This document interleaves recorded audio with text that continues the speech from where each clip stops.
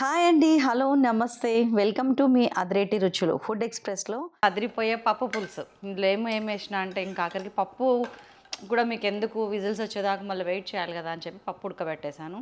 100 grams కందిపప్పు, 2 టమాటాలు, ఒక 3 ఎండుమిరపకాయలు, పసుపు వేసి మంచిగా ఉడకబెట్టుకుంటే ఇదిగోండి ఇది.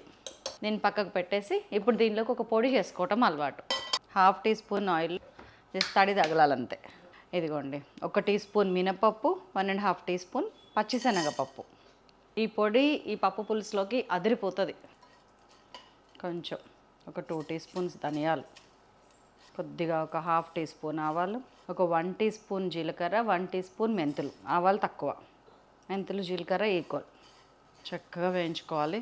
2-3 ఎండుమిరపకాయలు అందులో వేసాం కదా, 2-3 ఎండుమిరపకాయలు ఇందులో కూడా వేసుకోవాలి. ఇందులోకి కారం ఇదే. మంచిగా వేగుతుంటే ఇదిగోండి కొద్దిగా కరివేపాకు, ఒక 3-4 రెబ్బలు వెల్లుల్లి అంతే. ఈ పొడి చాలా వాటిలోకి బాగుంటుందండి, చాలా కర్రీస్లోకి బాగుంటుంది.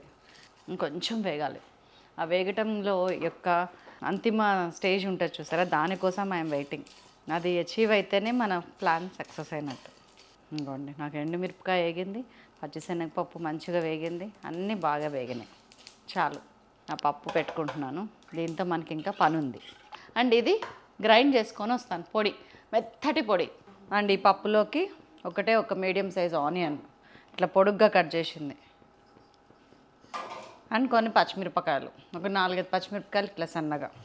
ఇదిగోండి దీనికి సరిపోడు ఉప్పు వేస్తున్నాను, 1½ టీ స్పూన్.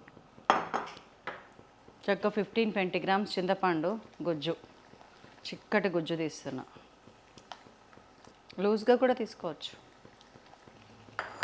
దీంట్లో ఎలాంటి కూరగాయలు అవసరం లేదు, బాగోదు కూడా. పప్పు పులుసు అంటే పప్పు పులుసు అంతే.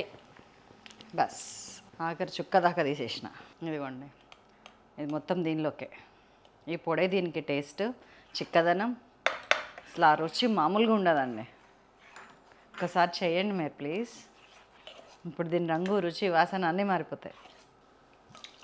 కొంచెం మనకి ఎంత చిక్కదనం కావాలో ఇక్కడ చూసుకోండి.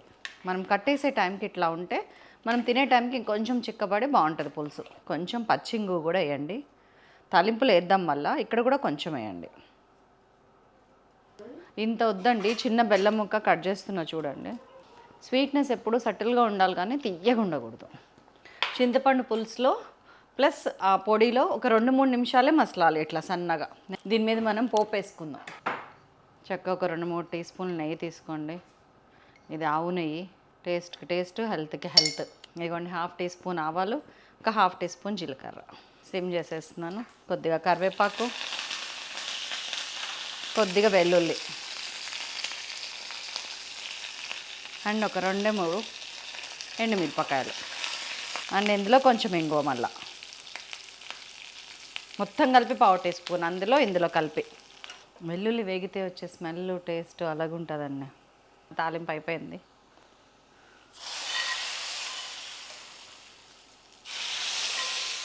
కట్టేసి మూత పెట్టేయండి. అర్జెంటుగా ఆ తాలింపు తాలూకా స్మెల్ దాంట్లోనే ఉండాలి. అట్లా అప్పుడు పప్పు మొత్తానికి ఒక రకమైన గుబాళింపు స్మెల్, ఇంగువ, వెల్లుల్లి దట్టించటం, అన్నీ అసలు మామూలుగా ఉండదు టేస్ట్.